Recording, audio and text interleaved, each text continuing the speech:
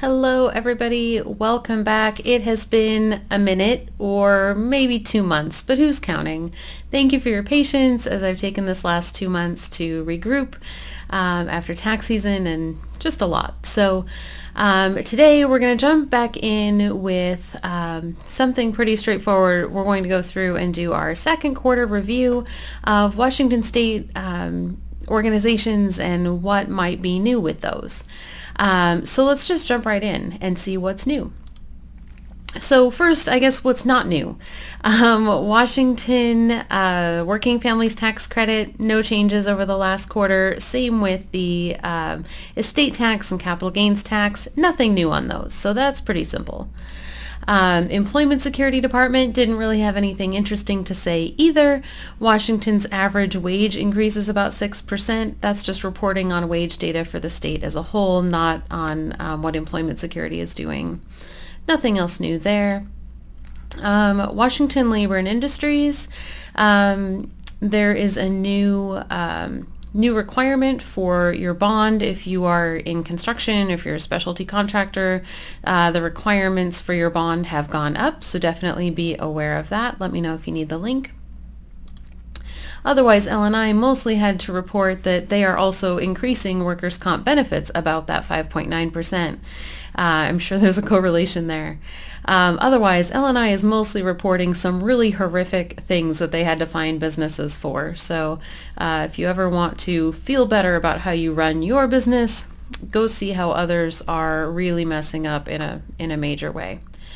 They're also reminding employers that if you have employees working outside in this heat, there are regulations for that. So definitely be aware of what you should be doing to protect your workers.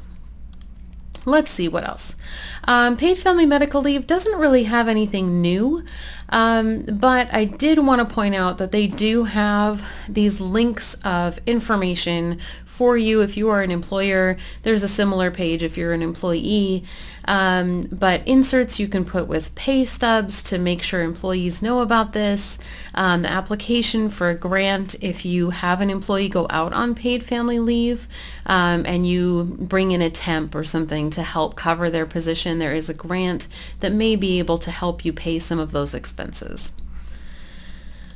What's next? Washington Cares, we may have touched on last quarter that there is a new ability coming for Washington Cares to be taken with you if you move out of state.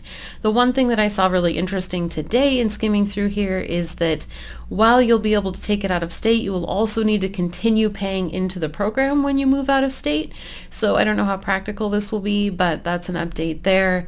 This is something that's not really kicking in for another 2 years, so it's not something we need to worry about at the moment. Okay, Department of Revenue, there's always a ton to look over. Let's see, they announced that the capital gains tax generated $900 million for education and school construction. They're reminding you that there is unclaimed property, so if you have had you've paid something, it was supposed to be refunded to you, but you didn't receive the refund for some reason, or you've inherited some money and they weren't able to track you down. Those are the most common reasons that you end up with unclaimed property. There's a website for that to go and see, plug in your name, see if there is funds being held by the state for you, and how to retrieve those funds. Let's see. That's it for that one. Some other notifications that they posted that are kind of interesting. They have added tax topics for day camps for youth. So if you are putting on day camps for kids this summer, they've clarified a little bit how sales tax works for those. They've also done some tax topics on parking and dog waste pickup services. So very specific, but those are available online. There is a new exemption for certain childcare services, but this is not effective until October, and they haven't posted the notice yet, so I don't have more information on that yet. They've also added a new B&O tax credit if your business is being turned over to being owned by the employees. So that will be an interesting thing to keep an eye on as well. But certainly something to look into if you are at a point in your career where you are going to transition your business to new ownership. If it's going to the employees, definitely be aware of this. I also wanted to mention there have been a little bit of changes to the Main Street tax credit, and it's something we haven't really talked about, but we probably should.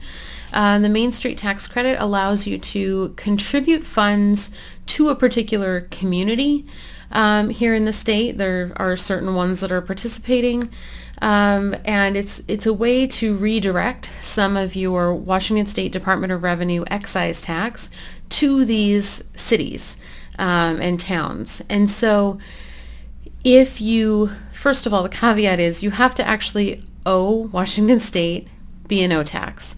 Some businesses that we've looked into this for have such a minimal B&O tax filing requirement that it really wouldn't help them to jump through these hoops. But if you're paying Washington State quite a bit in excise tax, it's definitely something nice to look at to see if you can benefit a community that means something to you, and take a credit against those excise taxes to Washington State.